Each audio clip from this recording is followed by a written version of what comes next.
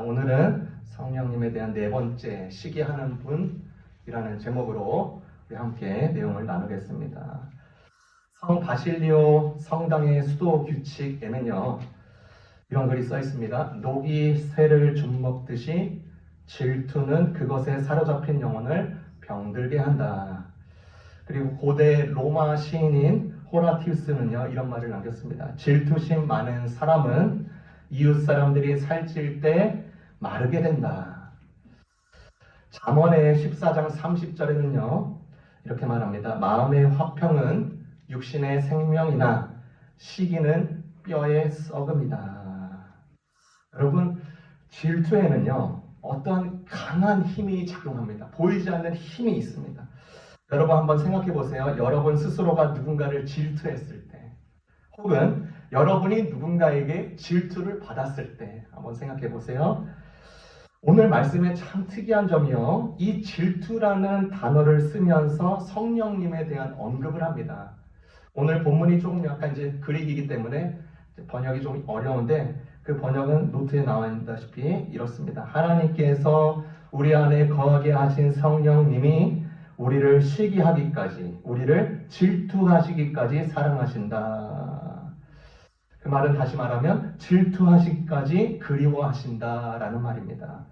그래서 많은 학자들은 이 부분을 가지고, 이 구절을 가지고 하나님의 신성한 질투라고 표현을 합니다.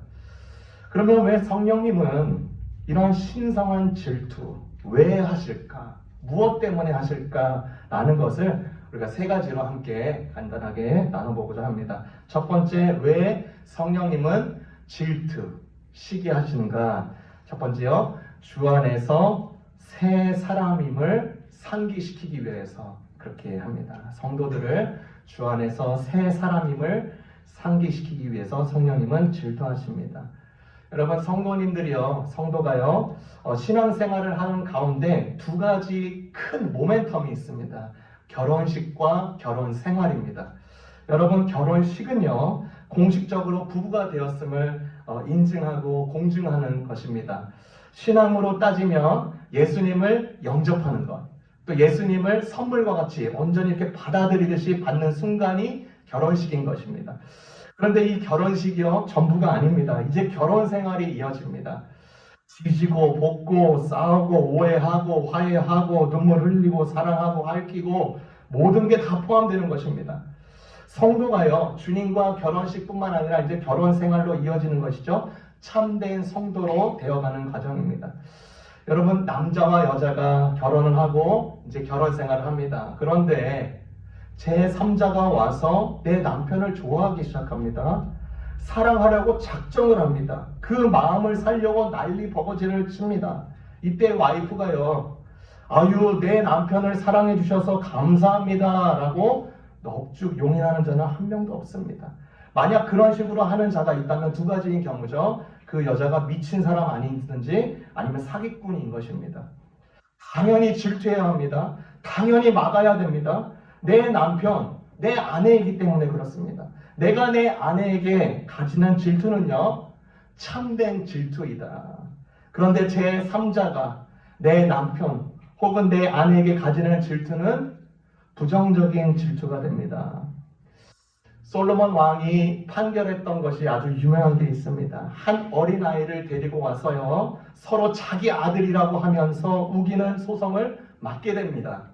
솔로몬의 유명한 재판이죠. 이제 솔로몬이요, 칼자루를 들고 있습니다. 아이를 둘로 나누라는 판결을 내립니다. 아이를 진짜 둘로 나누라는 내린 판결이 아니라 진짜 생모를 가려내기 위함이었던 것을 우리가 압니다. 진짜 아이의 엄마는 그 얘기를 듣자마자 이 아이를 살리기 위해서 가짜 엄마에게 주라고 합니다. 어미로서 참된 질투인 것입니다. 진짜 내 자녀이기 때문에 그런 거죠. 그런데 이 가짜 엄마는요, 칼집을 내서라도 나누자고 합니다. 아주 쿨하죠. 쿨하게 말합니다. 나누세요. 쿨한 척을 해봤자 거기까지입니다. 부정적인 질투, 즉 나에게 없는 것을 가지려고 하는 데서 이 질투가 그 안에서 발동된 것입니다. 여러분, 성령 하나님이요, 성도 한 사람을 대할 때 어느까지 정도 대하시는가? 신성한 질투, 참된 질투를 하시는데요. 그 질투는요, 우리를 못 살게 하거나 우리를 억누르거나 숨막히게 하는 그런 행동이 아니라는 것입니다. 우리가 성도됨으로써 또 주 안에서 새 사람 되었음을 계속 기억나게 하고 기억나게 하고 기억나게 하는데 성령님이 질투라는 방법을 통해서 그렇게 합니다. 예전에 내가 어제의 내가 예수 믿기 전에 나와는 완전히 다르다는 것을 계속 알려주는 분이십니다. 나를 푸시하는 게 아니라 내 정체성을 그렇게 알려주십니다. 표대를 알려주십니다. 그래서 우리가 어떻게 자라고 있는지, 우리가 어떻게 성숙하고 있는지 보도록 하십니다. 그분의 참된 질투의 힘이라는 것이죠. 오늘 본문에 나타나는 성령님의 이 참된 질투에 대해서 구약에서도 여러 군데에 나옵니다. 출애굽기 34장 14절에 이렇게 말하죠. 너는 다른 신에게 절하지 말라. 여호와는 질투라 이름하는 질투의 하나님이라. 신명기 4장 24절 내 하나님 여호와는 소멸하는 불이시요 질투하는 하나님이시니라. 성령님의 질투는요, 여러분, 자기 이기심, 성령님의 이기심에서 나오는 게 아닙니다. 열정적인 사랑의 표현임을 여러 차례 통해서 말씀하고 계시는 것입니다. 다시 말해서 나는 너를 떠나지도 버리지도 않겠다. 나는 너를 포기하지 않는다. 이것이 성령님의 질투가 계속 우리 가운데 있는 것입니다. 하나님의 철저한 약속인 것이죠. 여러분, 세상에서요, 비난받는 조폭들도요, 자기들끼리 의리와 신의가 있습니다. 의리라는 최소한의 예의가 없으면요, 관계를 유지할 수가 없습니다. 이 조폭 세계가요, 이 의리 빼고 신의 빼고는 운영이 안 되는 것입니다. 여러분, 우리 하나님 아버지, 우리 성령 하나님은요, 조폭보다 훨씬 낫습니다. 그분이 의리가 없겠습니까? 신의를 저버리고, 네가 이럴 때는 이렇게, 네가 저렇게는 저렇게, 이렇게 허둥지둥하는 분이 결코 아니십니다. 질투하실 정도로 나는 너를 버리지도 않는다. 떠나지도 않는다. 강하게 계속 약속하시고 우리를 확인시켜 주시는 분이십니다. 우리 자신이 이 강한 약속 가운데 우리 자신이 계속 새로운 사람, 새로운 존재라는 확신을 계속 갖게 되는 것입니다. 그래서 우리 성도된 우리 모두는요, 이렇게 말을 해야 됩니다. 나에게 나라는 존재가 하나님 앞에 쓸모 있느냐 쓸모 없느냐를 따지지 말고요, 성령 하나님은, 또 하나님은 내 아버지시다, 이렇게 우겨야 되는 것입니다. 우긴다는 말이 좀 무서운 것 같은데요, 그래야 합니다. 믿음은 그런 것입니다. 떼쓰는 것입니다. 하나님이 우리 아버지시다. 너까짓 게 뭐냐? 덤빌 테면 덤벼라. 나 하나님의 자녀다. 이런 것입니다. 성령 하나님께서 그렇게 우리가 신자로서 새 사람인 것을 계속 강조하고 질투하시기 때문인 것입니다. 두 번째, 성령님께서 무엇을 그리고 왜 시기 질투하시는가? 사입이 지성주의에 잡히지 않도록 시기하십니다. 사입이 지성주의에 잡히지 않도록.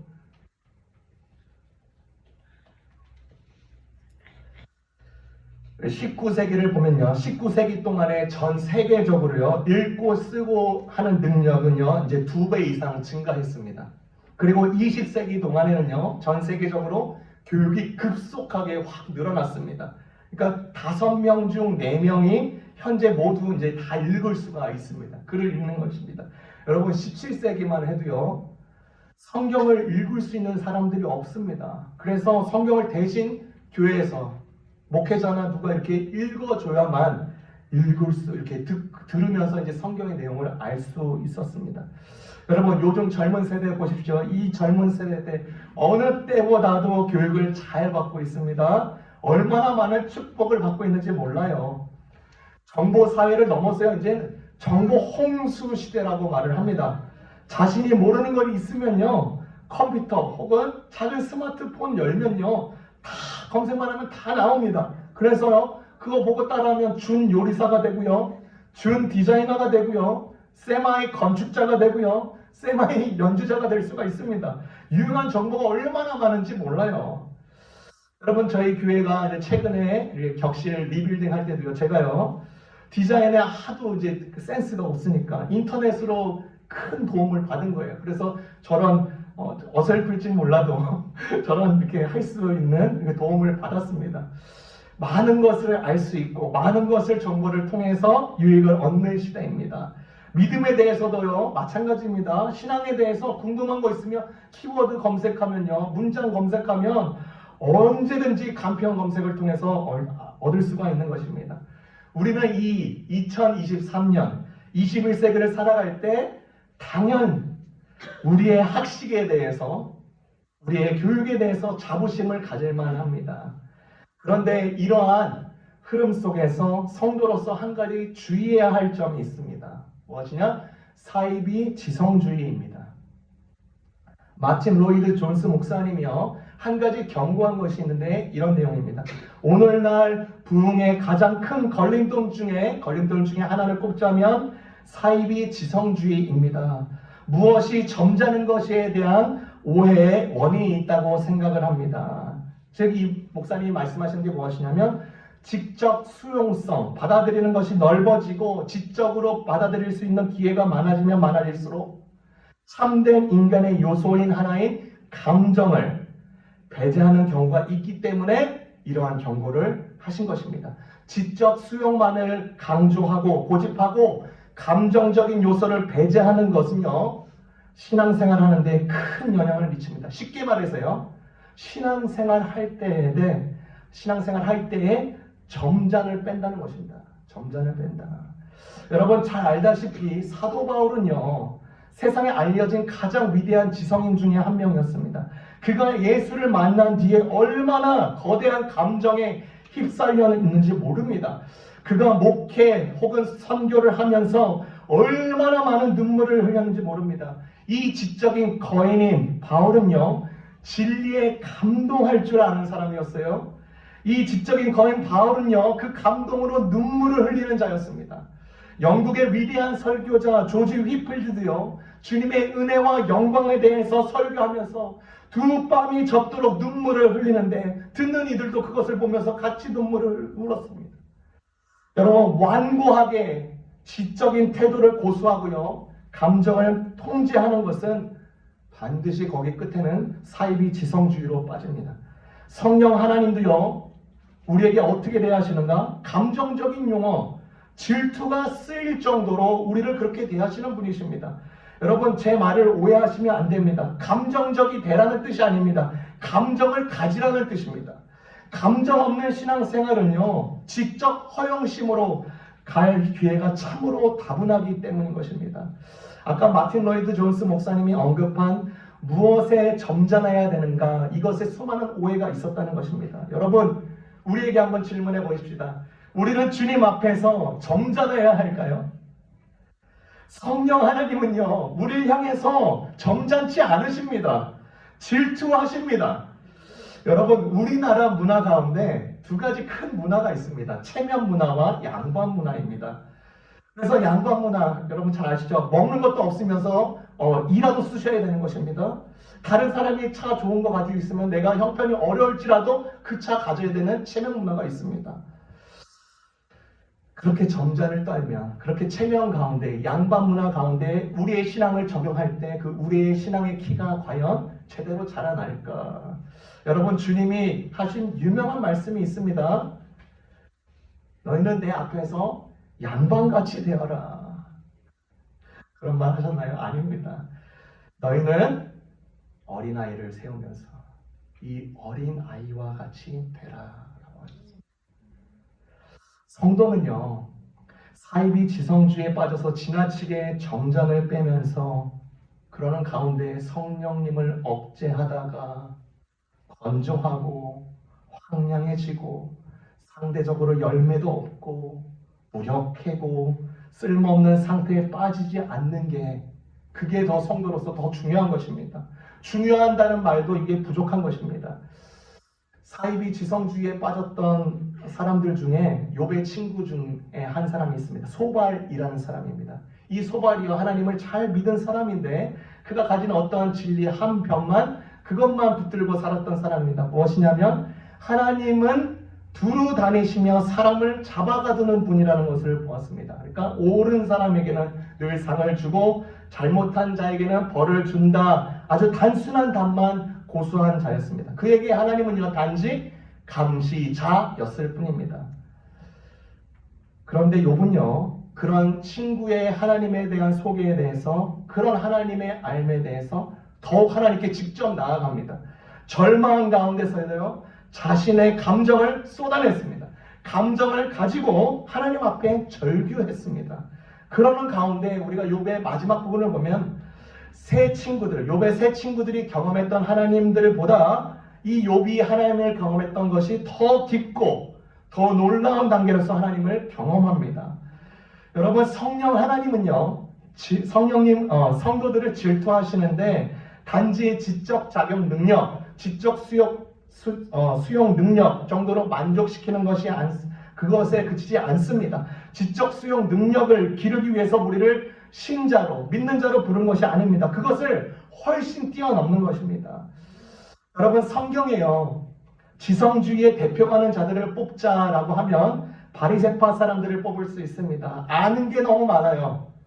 사람들의 신망을 많이 받았습니다. 하나님의 법에 대해서 그 주제가 딱 나오면 그 말씀이 암송으로 계속 나오는 것입니다. 통째로 다 암기하고 있는 거예요. 실천적인 면이 부족했나? 아닙니다. 실천적인 면에서도 탁월했습니다. 시대의 지성이라고 불리는 그들이 예수님에게 앞에 나옵니다. 그러면서 예수님에게 한 가지 부탁을 하는 거예요. 저는 무엇을 부탁하나 봤는데 좀 그래도 말씀을 좀 알려주세요 라고 부탁할 줄 알았는데 예수에게 기적을 보여달라고 부탁을 합니다. 마가복음 8장에 나오는 내용입니다. 이 바리새인들에게는 보는 것이 필요했습니다.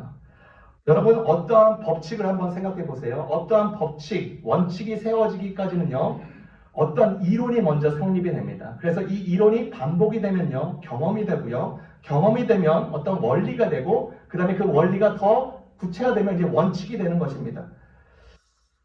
그렇게 이 사람들이 예수님에 대해서 많이 들었지만 이제 결국 보이는 것을 통해서도 내가 어떠한 그 원리를 만들고자, 아니면 그 원칙에, 법칙에 어긋나는지 아닌지, 그 기적이 그들에게는 중요한 것입니다. 예수님이 그들에게 단호하게 말씀하십니다. 어찌하여 이 세대가 기적을 보여달라고 하는가? 나는 분명히 말한다. 이 세대에게 보여줄 징조가 하나도 없다.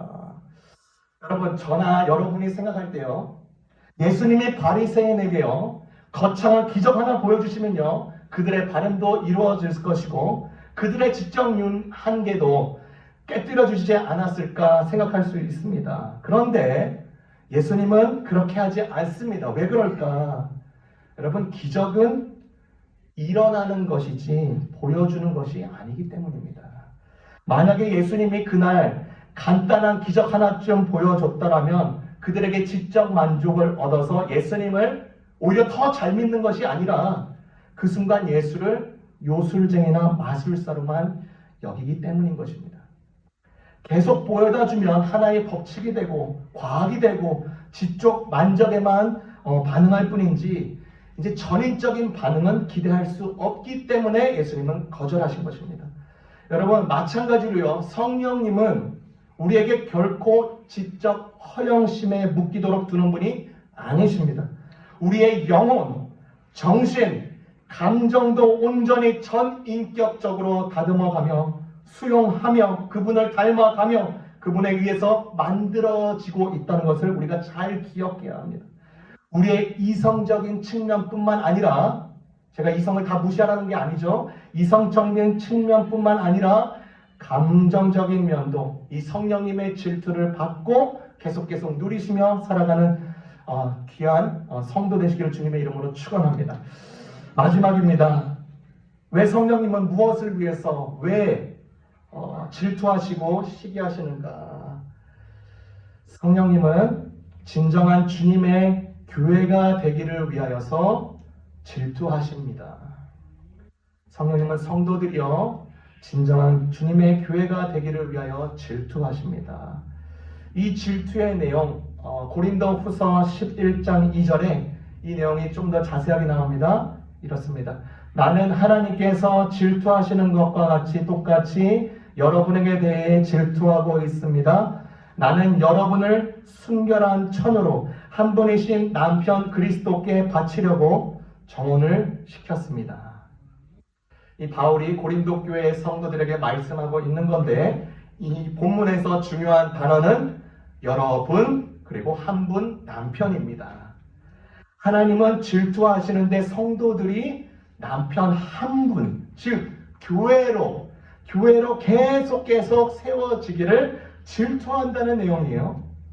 예수님을 주님으로 받아들인 이 교회, 주님을 하나님의 백성으로 부름받은 이 교회 모두 전체를 향하여서 말하고 있습니다.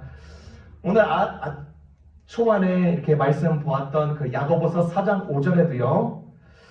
그 질투하시는 성령님이 우리 안에 계신 줄 알지 못하느냐라고 했을 때 그 전후 맥락을 보면요. 그 구절이 어떻게 나오게 된 거냐면 성도들 간의 다툼, 그리고 하나님을 한 분으로 섬기지 않고 다른 여러 다양한 신들을 섬기는 영적 간음을 염두에 두면서 그렇게 말하고 있는 구절이었습니다.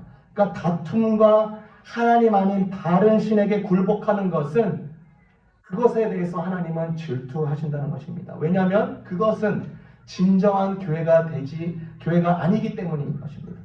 진정한 교회로 세워지기 위해서 성령님은 끊임없이 질투하십니다. 그 질투는 좋은 질투라고 했어요. 신성한 질투입니다. 교회를 교회답게 하는 질투인 것입니다. 여러분, 교회를 살펴보십시다. 교회 공동체 가운데 갈등이 있을 수 있습니다. 갈등이 있을 때 믿음이 약한 자는요, 그저 그러나 보다 무던하게 넘어가든지 무시하든지 아니면 자신이 상처받았다라고 말하기도 합니다. 공동체 가운데 갈등이 있을 때요, 성령님은요 질투하십니다. 특히 주님의 몸을 이루지 않고 분열될 때에 질투하십니다. 이 성령님의 질투하심을 성도 가운데 누군가는 이것을 반드시 동일하게 느낍니다. 그래서 같이 아파합니다. 같이 애통해야 합니다. 주님의 몸이 깨어져 나가는 것에 눈물을 흘리게 되는 것입니다. 제가 대학원 때 어느 교수님의 이야기가 생각이 났습니다. 그 교수님은요, 담임 목회자였으면서 동시에 교수 사역도 하고 있었습니다. 그분의 입이 아니라 다른 사람의 입을 통해서 나중에 그분의 동향을 알게 되었는데, 그분은 교회를 너무나도 사랑하시는 분이었어요. 그런데 교회 가운데 당회가 흔들렸습니다. 다른 부목회자들의 리더십들의 월권도 있었습니다. 그래서 이런 모습 가운데 담임 목회자니까 자신의 권리로 다른 리더십들에게 징계를 하든지 권고사직을 요청할 수도 있었습니다. 그런데 그분은 교회를 향한 하나님의 질투를 강하게 느끼는 것입니다. 징계를 통해서 그 끝이 교회가 분열되는 것이 보이는 것이에요. 그래서 그렇게 교회가 분열될 바에는 자신이 사퇴하여서 교회가 더 든든히 선다면 그러하겠다 하고 하면서 그렇게 결단을 내린 내용을 듣게 되었습니다. 성령님의 질투를 같이 느끼는 것이죠. 그렇죠? 성령님께서 교회를 질투하시기 때문에 그 교회에 대한 실상을 우리에게 알려주십니다. 특별히 요한계시록에 7개의 교회를 이렇게 성령님께서 드러내시는데 그중 5개의 교회에 이렇게 진단을 하신 게 있습니다. 에베소 교회에게는요 이렇게 말을 합니다. 너는 너의 첫사랑을 버리고 말았다. 두 번째 교회 버가모 교회에는 너희들은 니골라 당의 가르침을 따랐다. 그리고 두아리다 교회에게는 이렇게 말을 합니다. 너희들은 자칭 예언자라고 하는 여자 이세벨을 용납하였다. 4대 교회에 대해서는 너희가 살았다고 하나 실상은 죽은 자나 다름없다. 깨어서 죽게 된 나머지 부분을 강하게 하라. 라오디가 교회에게는요 너희가 비참하고 눈 멀고 벌거벗었다. 열심을 내고 회개하라. 이렇게 성령님께서는 이 각 교회에게 말씀하십니다. 이렇게 모든 어떤 상황에서 정확하게 지적을 하셨습니다. 리치몬드 제일 좋은 교회, 이 교회가 하나님 보시기에, 성령님 보시기에 질투를 하고 계신다면 과연 어떤 말씀으로 우리에게 지적을 하실까? 우리도 같이 함께 그것들에 대해서 민감할 필요가 있습니다. 어떤 교회든지요, 칭찬을 받기 원하지 지적을 받기 원하지 않습니다. 우리는요, 요한계시록에 나타나는 교회들의 이 지적에 대해서 성령님의 뜨거운 마음을 느껴야 됩니다. 단순하게 지적하는 것이 아닙니다. 강력한 질투심에서 나오는 강한 권고인 것입니다. 찍어 누르는 언어 폭력이 아닌 것입니다. 살리기 위한 사랑의 언어이고 다시 일어서라는 생명의 언어인 것입니다. 여러분, 너무나도 유명한 우리나라 축구 선수 있죠. 손흥민 선수입니다. 이 손흥민 선수 이야기 그 일화를 들으면요, 정말로 대단합니다. 한 가지 중에 그 중에 하나가 이것입니다. 아버지에게 진짜 한 날도 제끼지 않고 날마다 훈계를 들어요. 아버지에게 날마다 훈계를 듣는데 특히 이것입니다. 너 양발 연습해야 돼. 아, 네. 여러분, 축구 선수가 양발 연습 안 할까요? 양발 연습합니다. 그런데 결정적인 순간에는요, 자기의 주발, 그러니까 오른발이 주발이면 주발로 차게 돼 있습니다. 그러니까 아버지는 그걸 아시는 것입니다. 너 양발 연습해서 어느 게 너의 주발인지 모를 정도로 연습해라. 그래서 공 트래핑을 왼발에는 500개, 1000개 하면 무조건 오른발도 500개, 1000개. 그래서 손흥민 선수도 나중에 말하는데 자기의 주발이 뭔지 모르겠다라고 해요. 여러분, 손흥민 선수가요, 아버지 말에 귀등으로 안 듣고 잔소리를 여겼다면 오늘날처럼 많은 골을 넣은 선수가 되지 못했을 것입니다. 그 아버지의 쓴 소리에는요, 그 아들의 미래가 담겨져 있었습니다. 끊임없이 멈추지 말고 성장하라는 그 단단한 표대가 되어주신 것이죠. 성령님이 이 교회들을 볼 때 질투하시는데 미래가 담겨져 있는 말씀을 하신 것입니다. 교회는 절대로 홀로 설 수 없습니다. 누군가의 질투가 필요한데 누군가의 질투냐? 성령님의 질투인 것입니다. 성령님의 질투는요, 진정한 교회가 되도록 여전히 돕고 계십니다. 성령님의 질투 한복판 가운데 주님의 교회가 있는 것입니다.